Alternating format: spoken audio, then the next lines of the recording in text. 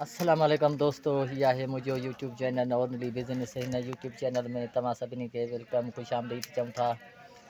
अॼु जो असांजो जेको ही स्टार्टिंग आहे ऐं जेको ही वीडियोज़ आहे, इहो ख़ासि करे जेका अॼु असां पब्लिसिटी कंदासूं सा ही वेफर आहे। वेफर जंहिंखे असां बिस्कुट जो ॿियो पासो चवंदासूं, छो त ही बिस्कुट बि न आहे ऐं ॿियूं जेके हानिकार शयूं आहिनि सिहत जे लाइ, उन्हनि खां हिन जो जेको ज़ाइक़ो आहे मुनफ़रद आहे। ऐं बिस्कुटनि खां बि हिन जो जेको ज़ाइक़ो आहे सो अलॻि ऐं लज़ीज़ आहे।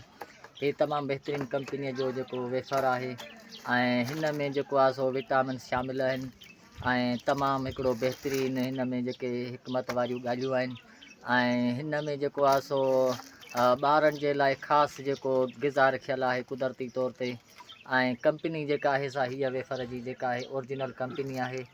ऐं हिन में माशाअल्लाह तमामु बहितरीनु जंहिं ॿार खे बि मिसाल आहे दस्त हुजनि त उनखे ई वेफर खाराया वेंदा त इंशा अल्लाह ताला दस्त जेके आहिनि से ख़तमु थी वेंदा ऐं कब्ज़ीअ खां बि ख़ासि मुफ़ीद आहे।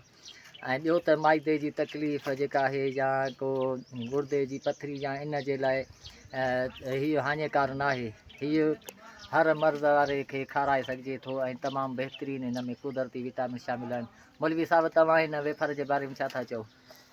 अस्सलामुअलैकुम। आपको पता है कि ये सेहत के लिए अच्छे हैं और बच्चे को बहुत ये पसंद आते हैं, क्योंकि ये बच्चे बहुत खुशी से और दिल से खाते हैं।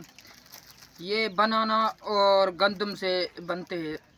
ये कंपनी एक अच्छी कंपनी है, ये इसलिए कि ये बच्चे के लिए और ख़वातीन हजरात के लिए बहुत बड़ा मुफीद है। मुफीद है, क्योंकि ये है इसलिए कि जब किसको मोशन होते हैं और पेट में दर्द होता है, ये उनके लिए बहुत अच्छे हैं।